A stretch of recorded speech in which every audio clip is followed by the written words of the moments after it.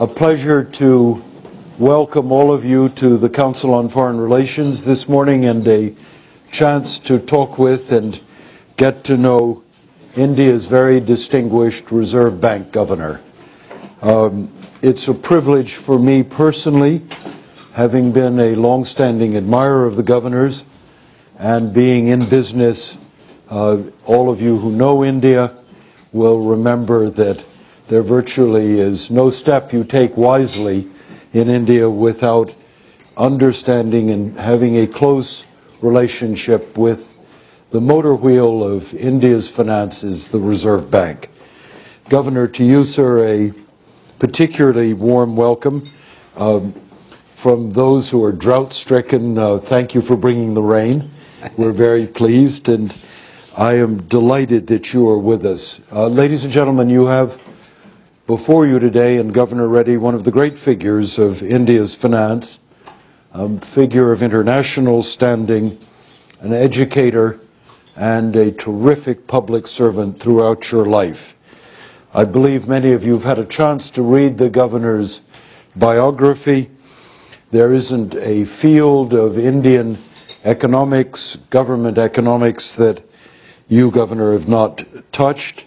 The Finance Ministry, the Commerce Ministry, and your own native state of Andhra Pradesh. I'm also delighted that you bring to this table today international experience from your time both with the World Bank and the International Monetary Fund. But if I stand back and think about you and your career, I remember that your great contribution has been your years in the Reserve Bank, both as Deputy Governor and now as Governor since 2003. And it is true to say that every important aspect of the Reserve Bank's responsibilities you have been directly responsible for, from inflation, foreign exchange management, debt management. Every field has been in your grip.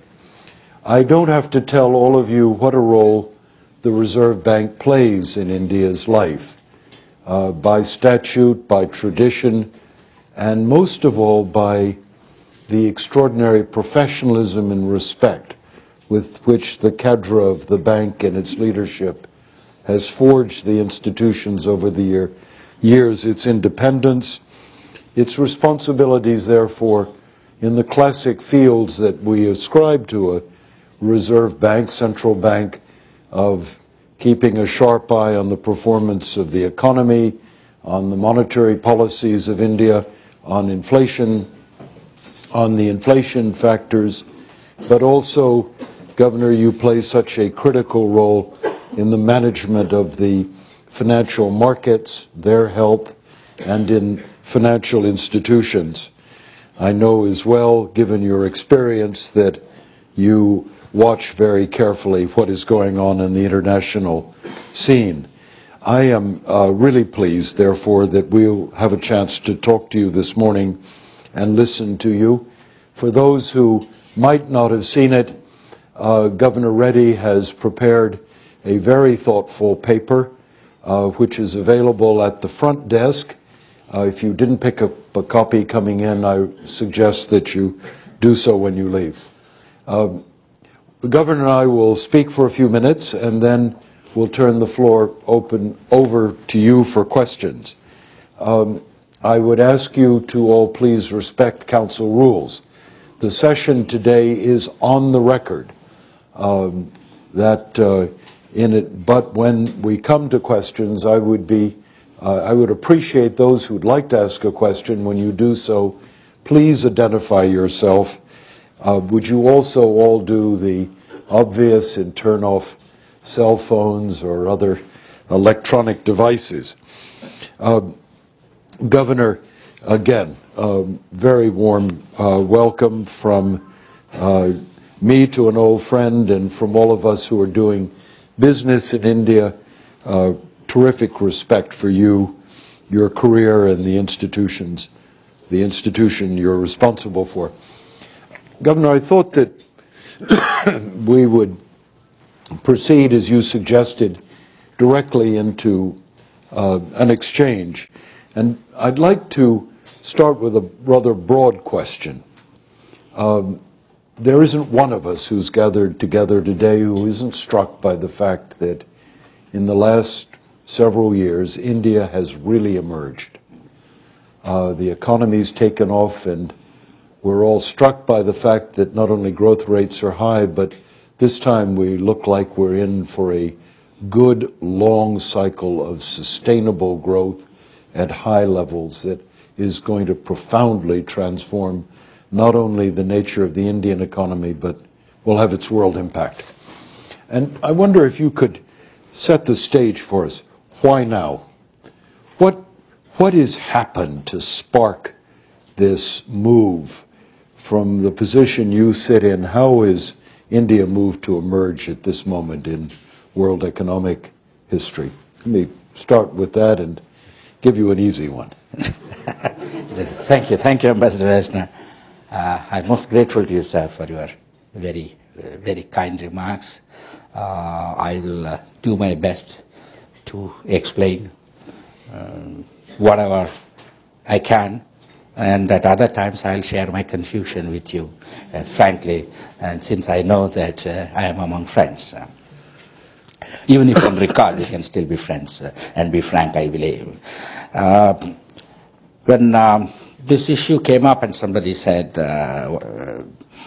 how is it that India is growing so fast in the recent years? So I said there's a combination. There is an acceleration of growth and also acceleration of interest in India. So we are being noticed more now than before.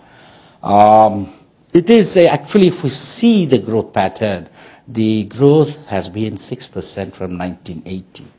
The whole of 80s, GDP grew at 6%. But the difference between the growth in 80s and growth in 90s is that in 80s, there was only domestic liberalization. And in a way, it was not sustainable because the debt was high and there were rigidities in the economy. So that was triggered in 91 crisis. So in 90s, what we did was that 6% growth rate could be maintained, but on a sustainable basis. That's the major difference between 80s and 90s. And 90s, it became sustainable basis, both because of the appropriate macro policies as also external liberalization. Once we did that, having done some domestic liberalization, we are equipped to face the external liberalization, and having set right the macro policies, particularly on the fisc and exchange rate issues. The 90s, we continued 6%, slightly accelerated. And another thing that has happened in 90s is because the gradualism, both the public sector and private sector within India got its act together. And they are able to equip themselves to be globally competitive. So over a period, so by the time we reach the new millennium, the domestic public sector and private sector, institutions, policymakers had the mental makeup, the skills to be able to go on an accelerated path of around 8%. So the way I look at it is an acceleration, and through what I describe as changing balances. It's not a dramatic move, but the balances keep changing so much that the changing balances reinforces the path of reform. That's how I would describe the situation. It really does. But what I conclude myself is that what we're looking at today, given the changes that you described, is a sustainable path.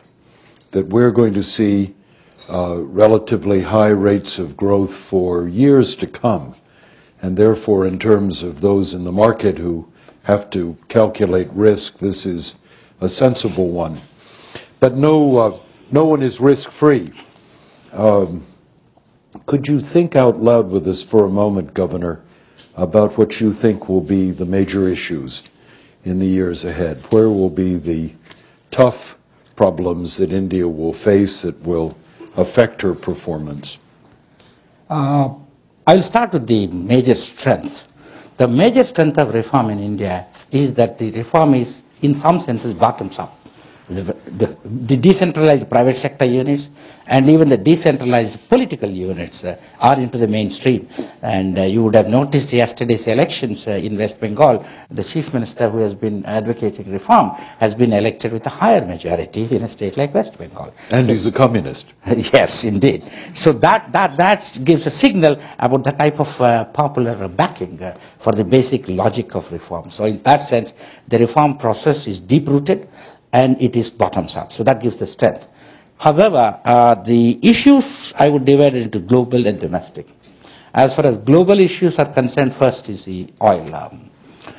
So far we have been able to handle the oil issue reasonably well because the resilience in the economy. There is a price to be paid. We are paying a price, but still the growth is respectable. So I think that's worth noting.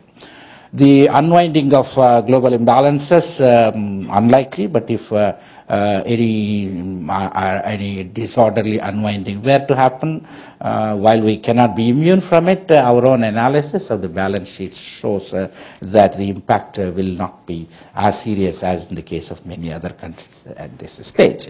So the third issue, which is which is occasionally raised, is the issue of growing protectionism in the context of global imbalances. But that is a matter on which we cannot speculate at this point of time. But we have to proceed on the assumption that we will always work together because it's the mutual interest. Having said this from the global perspective, in terms of the domestic issue, I would rate agriculture, developments in agriculture as the most critical issue way forward for two reasons. One, agriculture growing at 2%, which it has been growing so far, though it accounts for 25% of GDP, if we want to reach the double digit, we have to focus on agriculture. There is a second and more important reason. That is, about 60% of the workforce is dependent on agriculture. If 60% of the workforce is dependent on agriculture, and during the recent years, agriculture has been growing at 2%, the population is growing roughly at 2%, which means living standards are stagnant for 60% of the workforce. And this has been happening for years. So it's not going to be easy to proceed with this type of situation without considerable feeling of deprivation. So the way one has to look at it is a combination of development of non-agriculture sector, which will absorb some workforce, but certainly strengthening of agriculture. I would rate investments, accelerated public investment, accelerated private investment, changes in the institutional setting for agriculture would be the biggest challenge. Most difficult, and it has to be done, and most challenging. And this is one reform which should be enabled by the strengths we have in non-agriculture so far, and which should be delivered in the interest of sustained stability, both economic, political, and even social. I would put that as number one. The second is the fiscal. The fiscal situation is more or less on track, however, we have to recognize two important areas which will result in what I call fiscal empowerment. The main difference is, given the nature of the society and the large number of poorer people who are inhabiting the country, and the importance of education, health, public health, we have to incur expenditures. But we have to incur expenditures on appropriate sectors, and incur expenditures in terms of quality, which is basically public health, education, governance, etc. So in order to be able to do that, fiscal empowerment, in my view, in which we have used this word in the Reserve Bank publications, will be addressed to two things. One is elimination of subsidies which are not appropriate, and elimination of tax exemptions which are distortionary. I think if we combine these two, then we should be able to arrive at a very strong fiscal position. The direction so far is satisfactory, and from a central bank point of view, I would rate this as the second most critical aspect. The third, which is well recognized by most of you, and anybody who visits India will be struck, that is regard to the physical infrastructure. and improvements in physical infrastructure. And there the big issue is the regulatory framework. And I believe the government is addressing the issue of regulatory framework. So I would say these three would constitute the major challenges over the medium term. It may not be exhaustive, but these three appear to be most important from my side. No, they certainly are. I take you back for a second to the fiscal position.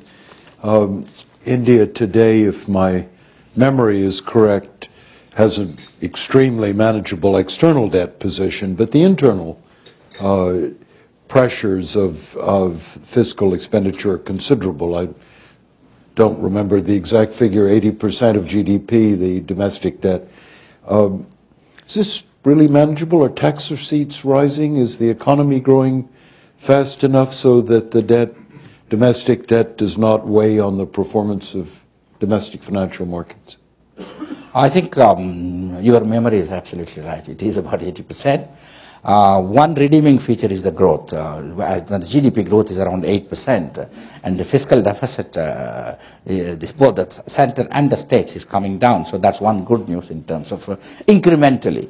And as you know, fiscal is one of those positions, and I'm sure most of you know, the fiscal correction is essentially a medium-term issue. So handling stock, in a way, is going to be a medium-term issue, partly by the growth that is occurring and partly by incrementally handling this problem. But the stock also has an impact, as you rightly hinted, in terms of the way forward on both external sector and financial sector. The most important thing, as we believe in Indian policy situation, is in addition to changing balances, what I would call as harmony. So there should be broad harmony between real sector, the fiscal, financial, external governance institutions. If one goes too fast in one way and the other falls behind, there could be a potential for imbalance. So in that sense, while the fiscal situation has never been a problem of threatening stability, it has not threatened stability, but it has constrained the growth prospects. And in the more recent, one of the main reasons more recently we have been able to grow faster is because the private sector has been able to grow. Apart from deregulation, the resources made available by gradual reduction in the preemption of the resources by the government on the one hand, and the capital flows on the other. So on both counts, we have got some relief. And according to our calculations, with the Fiscal Responsibility Budget Management Bill introducing the corrective measures on a sustainable basis by 2009, and we, the central bank, have been assured by the government of India that they will deliver as per schedule, that is 2009. And many state governments have passed similar legislation. A few are on the way. So and institutionally, we are confident that we would complete the process of fiscal consolidation by the year 2009-2010. And before that, we don't expect any issue arising out, but we have to make sure that there is a harmonious liberalization among these various components of the macroeconomy. Governor, that's encouraging, a very encouraging signal. Let me take you to one other of the observations you just offered us, and that's the issue of infrastructure. Many people in this room will be looking at choices to make in financing capital flows to India. And India today faces, as you correctly noted, a daunting prospect in transportation and in power development and in the improvements in urban infrastructure that are so very clearly on your horizon. Government is talking increasingly about public-private partnerships. How should we understand the concept of public-private partnerships, and where we in the private sector responsible for financial flows should be thinking of our role in this partnership? Traditionally in India, we have had strong or perhaps virtual monopoly of a public sector over much of the infrastructure. That's partly a problem that we have had. Now, when we move given the totality of the situation, including many rights and privileges which accrue to various participants, dramatic shift to private sector is likely. That was attempted at some stage, and it was felt that it is good to combine the public policy assurances with the managerial and technological capabilities of the private sector. That is the type of mix. And one of the major issues of concern very often has been the type of cost recovery. So once there is a public-private partnership, it will be possible to invoke many of the public policy measures to ensure cost recovery. So therefore, I think the type of overhang problems, as well as the resolution of the public policy issues, are facilitated by public-private partnership. So in a way, where we are moving, and again I repeat the issue of changing balances, we are moving from a public monopoly through public-private partnership on to greater role for private sector. So it's a way of, I would like to clarify, it's a way of gradual vacating of public sector. The public-private partnership is not meant to reinforce public sector. That I would like to clarify. Governor, we perhaps can come back to the details of that in a moment, but inherent in your remarks so far this morning has been a very optimistic and correctly so view of the pace and direction of economic reform, of government's decisions to encourage market forces to play their role, government to move back, to allow the private sector in India and its foreign partners to be front and center. Raise the curtain for us. Look down the road over the next couple of years. India is also an intensely political land where change must come about on a consensus basis. What would you predict will be the most important reforms that we could anticipate in India over the next several years? Where will the changes be? The way, first in terms of macro aggregates, we're already touching domestic savings close to 30%. And it's been gradually increasing. So the domestic savings going to 30%. And given the macro efficiency, because in terms of the growth vis-a-vis the total investment, we distinguish ourselves in macro efficiency relative to many other Asian countries. So that process is likely to be strengthened. And the second thing is, so in that sense, if you are looking at the growth prospect for India, yes, 8% seems to be very possible, and acceleration should not be ruled out.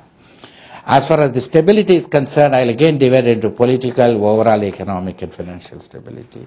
So in terms of political system stability, as you would have noticed, there's difference between political stability and political system stability. See, it may not be Mr. A or Mr. B, party may not be C or D, but together, virtually every political party in India has been a part of central government or has been a part of state government. So the political system stability is the second dynamic factor. The third dynamic factor, and that will be particularly relevant for foreign investors, is increasing enthusiasm of the provincial governments to attract foreign investment. Private investment and foreign investment, there is a competition among the provincial governments to attract private investment. And it's the provincial government which will be able to ensure physical infrastructure, governance, and therefore I would say the biggest, the most important reform that is likely to happen in the next few years will be at the state level. And if you are looking for a tipping point for India's economy, my personal view is tipping point will happen in the northern states, Uttar Pradesh and Bihar, as you would have noticed the recent elections. So once these states, which are likely to have a very strong demographic dividend in the next three decades, and there is an awareness among the state governments.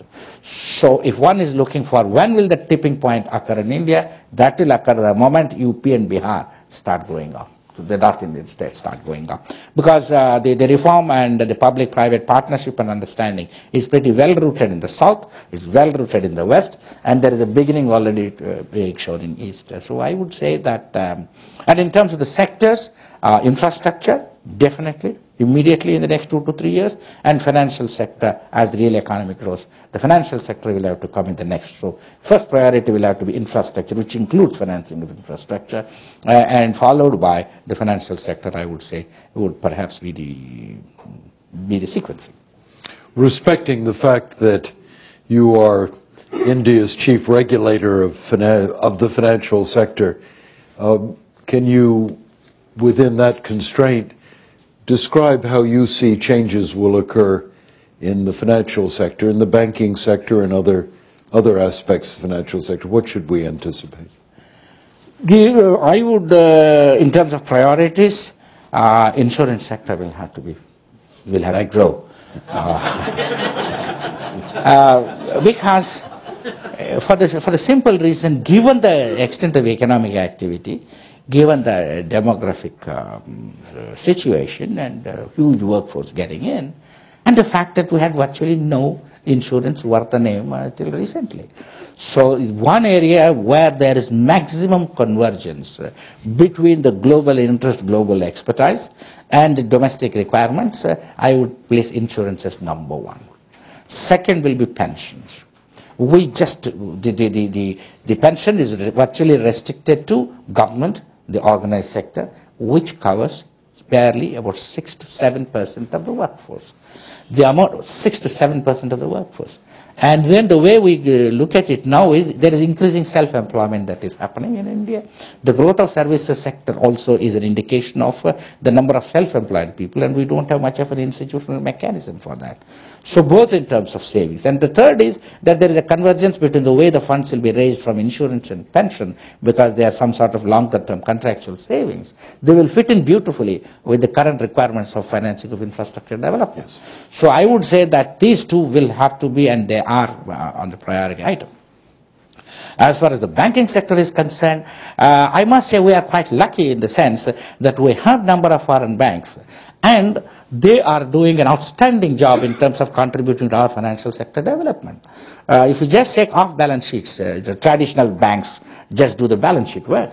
Off balance sheets, the foreign banks account for 60%, while they account only for 7% of the banking assets in India. The foreign bank branches account for 7% of the banking assets, but they account for 60% of the off balance sheet exposures.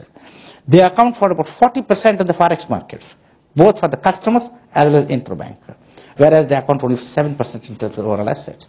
Even government securities market, which is very important for us, and which is the beginning of development of the corporate debt market, secondary market 25%. And we are talking about 250 branches out of 80,000 branches. So the way it's happening is that the foreign bank branches presence is providing a necessary competition to sectors where we have to develop, where the foreign banks have expertise. And one good thing that has happened is in the process, the public sector banks' efficiency also has increased. So over a period, and we have given the roadmap also, and I think over the medium term, I really expect a lot more competition and a lot more diversification of the presence of banks and related entities in the financial sector. Terrific. Governor, I could pursue you with dozens of questions and exhaust all the time, but I really feel it's right if we share the conversation with the audience at large. And I invite all of you to join in and give me your questions, and I in turn will steer them to the Governor. Do I have a first volunteer? Grand. In the very back of the room.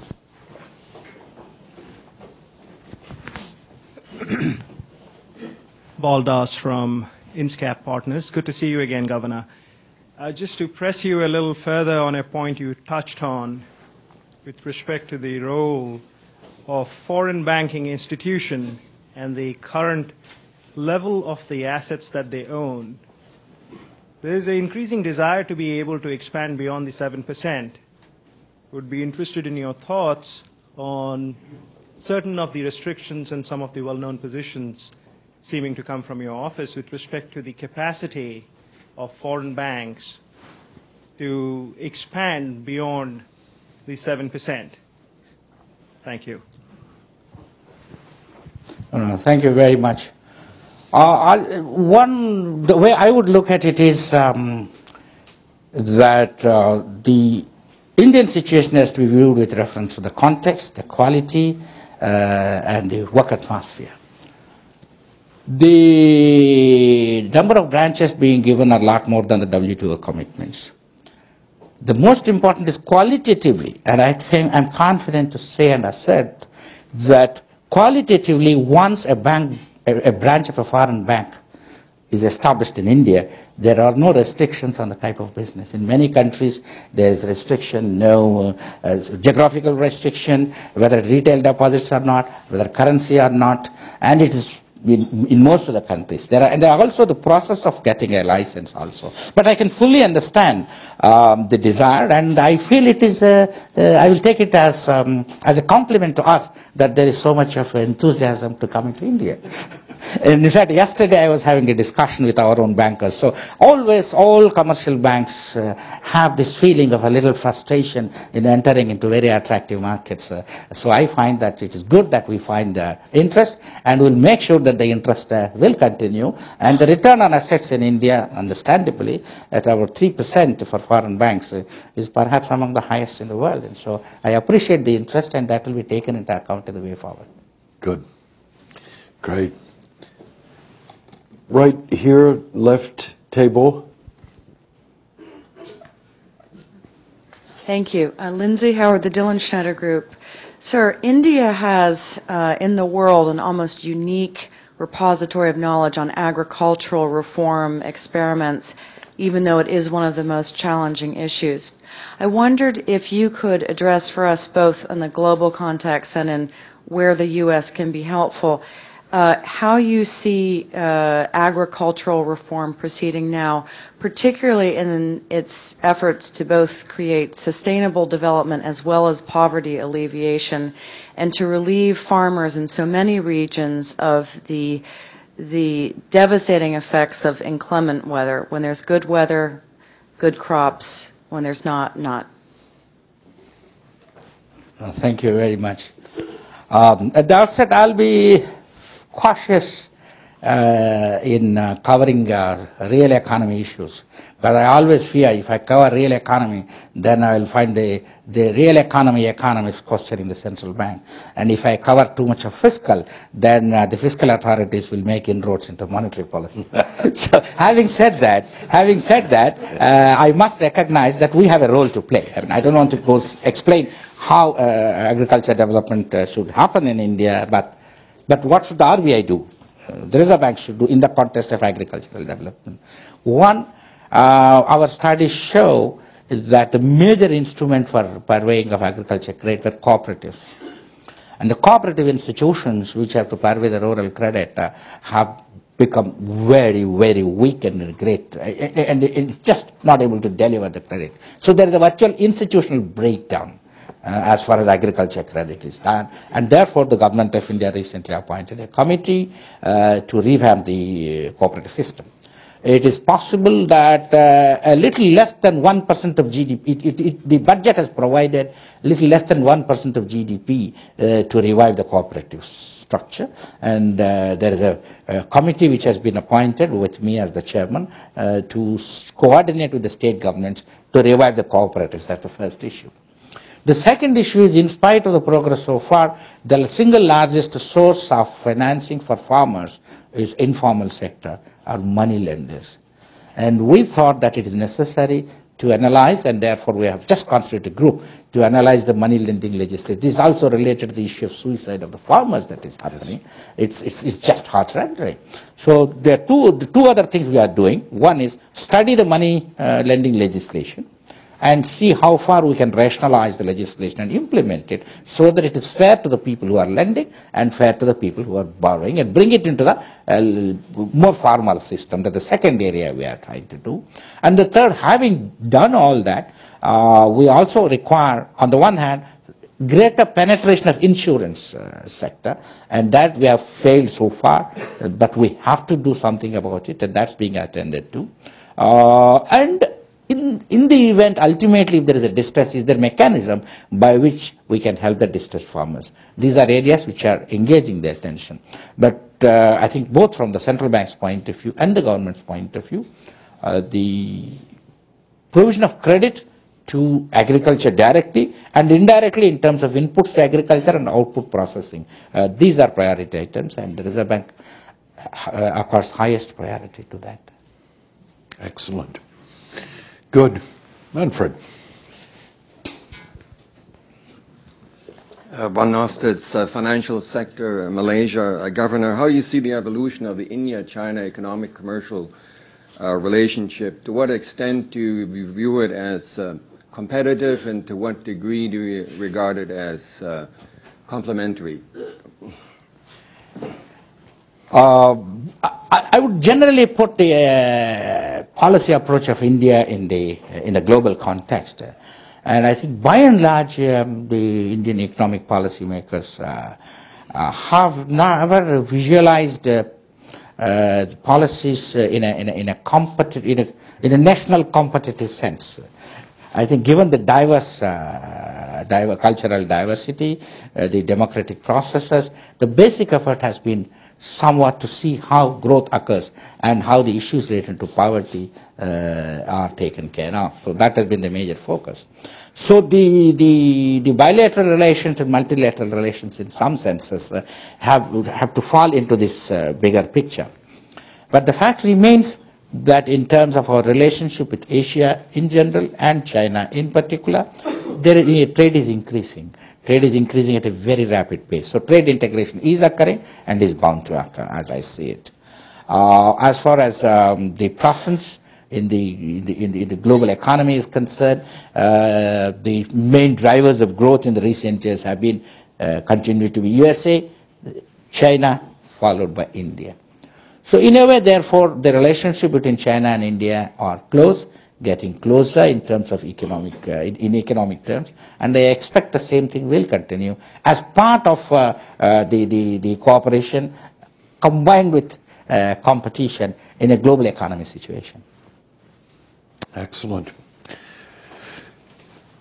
Right here at the front table. Gentlemen. Mohit Sudhakar from Freddie Mac. Governor, in terms of the growth of India's surpluses, that's a happy consequence of the growth in GDP.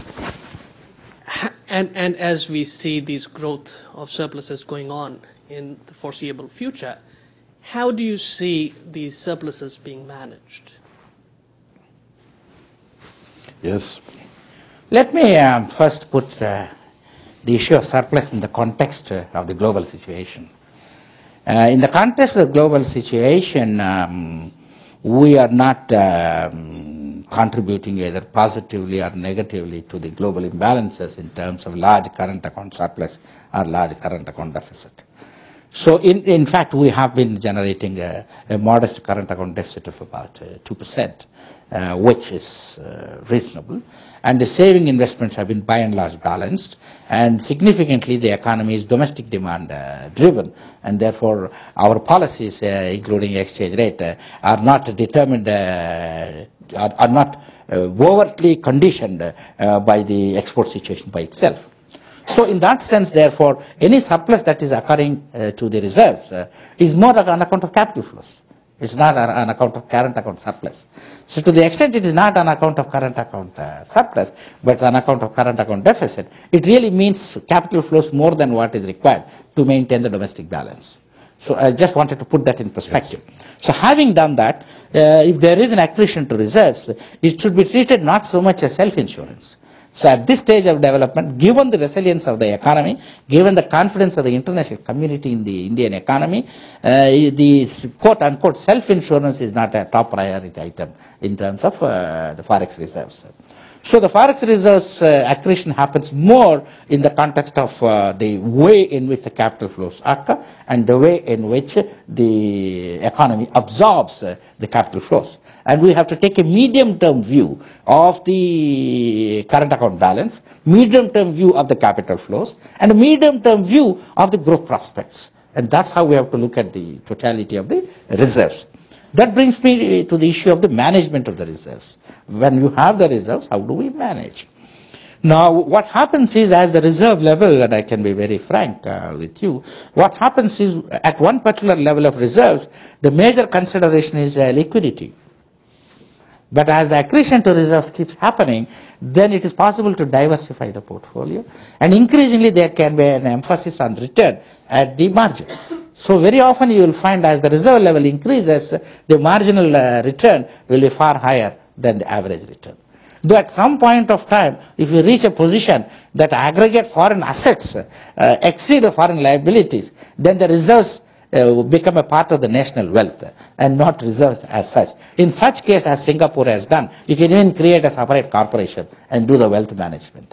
So we are somewhere in the situation that perhaps we are comfortable on the liquidity, but we have not reached a stage where our external assets are far higher than external liabilities to treat it as purely wealth management issue. We are at the intermediate stage, and therefore our management of surpluses will reflect this intermediate position and intermediate requirements. Excellent.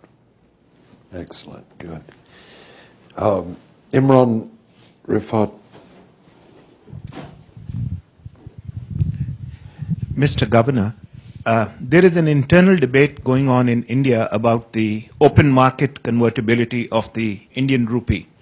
What is the position of the Reserve Bank of India with respect to the timing of this event, and what are the possible implications with respect to the domestic debt? First, I think intense debate is something which is good. One of the major reasons we have intense debate is that there are 4 English business dailies. I don't think there is any country which has 4 English business dailies competing for news. So that's one debate. But there is, having said that, the capital account convertibility issue has been flagged recently. So the intensity of debate is because the committee that has been appointed to revisit the issue. Just before coming here, a few days ago, last week, I met the committee that has been appointed. Let me explain that Prime Minister, when he visited the Reserve Bank of India, and incidentally I am honored that the first time in the 70-year history of the Reserve Bank that the Prime Minister visited the Reserve Bank, and he said that it is not time you revisit the issue of the capital, status of the capital account convertibility, which we agreed between the Prime Minister, Finance Minister and ourselves that it's a good idea, we have to evaluate. Because the world has changed significantly since the East Asian crisis. Indian economy has changed significantly. Indian financial sector has changed significantly. And therefore, we should revisit the issue. That's the remit. So the remit is simply to say revisit, capture the current realities, and see how we should go forward. And I have addressed this issue in the monetary policy. As far as the monetary policy link is concerned, in a way, some hard decisions may have to be taken in terms of monetary management, exchange rate management, interest rate management, as we have greater capital account openness. So it is in this background that the committee has been appointed. So in the meeting before the committee, and I want to confess with you, I confess to you that I told the committee that Reserve Bank has no position on this issue. We are open.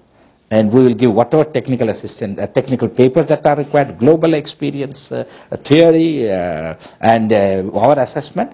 And the committee is being encouraged to meet as many experts as possible and come out with a report which indicates what appear to be the basic factors that should be taken into account in the way forward.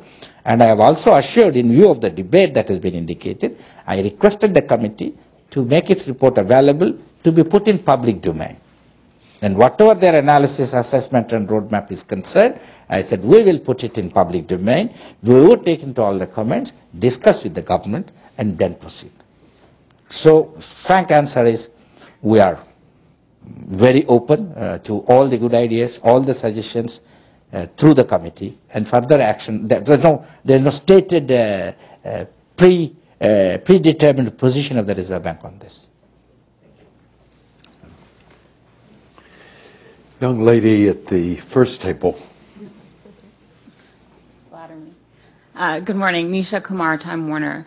Mr. Governor, from your perspective, what should be the priorities of U.S. policy towards India to help advance its growth, and practically, how do you think those can be achieved? Again, that is not exactly my territory. But at the outset, I should say that our relations with the Federal Reserve and Federal Reserve of New York are excellent.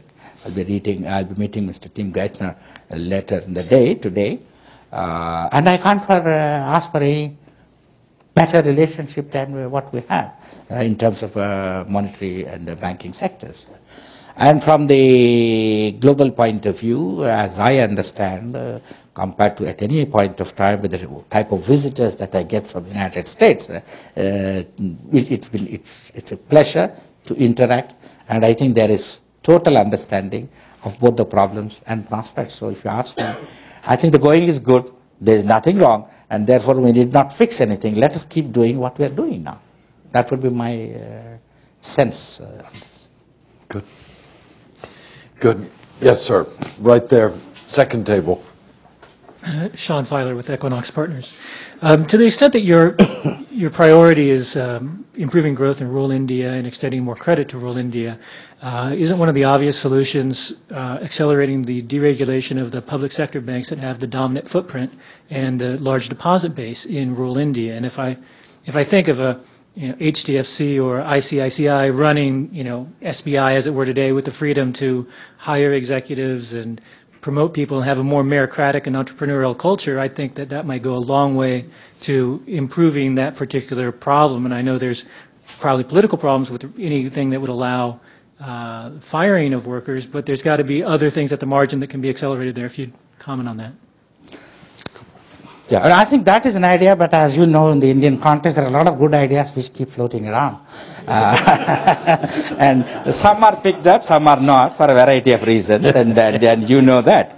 But having said that, I would say, I would most humbly submit that the performance of public sector, if you just take the report of the Trends and Progress, which indicates the performance of the public sector in the recent years has been very impressive. And the more important thing is, and let's accept that when we compare the performance, we should also take into account the overhang problems. The public sector had an overhang of problem of no technological advance. But when a license was given for ICICI, HDFC, we made it a condition. We made it a condition that you must adopt modern technology. Second, there's an overhang problem of personnel, and we cannot simply say that the personnel should go home. It's just not. Third, there is the overhang of non-performing assets. The huge overhang of non-performing assets. In many other countries, separate ARCs were created, or it was taken over by the FISC. In India, it was not taken over by the FISC, and the banks have been asked to absorb. So in terms of objective indicators of performance, given the background, the public sector banks have been able to deliver significantly, both in terms of stability and in terms of penetration.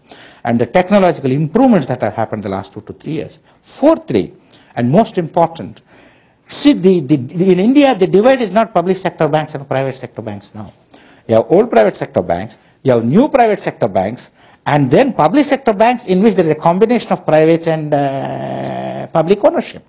So the way I look at it is definitely from a New York perspective where I am sitting, the best judge of the performance of the bank is the share market, the stock market.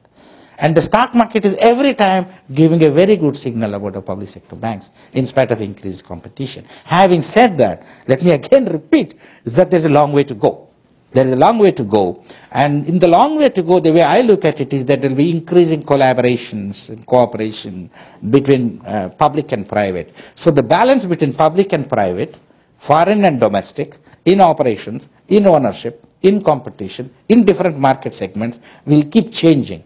And I only hope that at some day it will reach a point, suddenly the world will notice that we are doing well in financial sector also, apart from macroeconomy.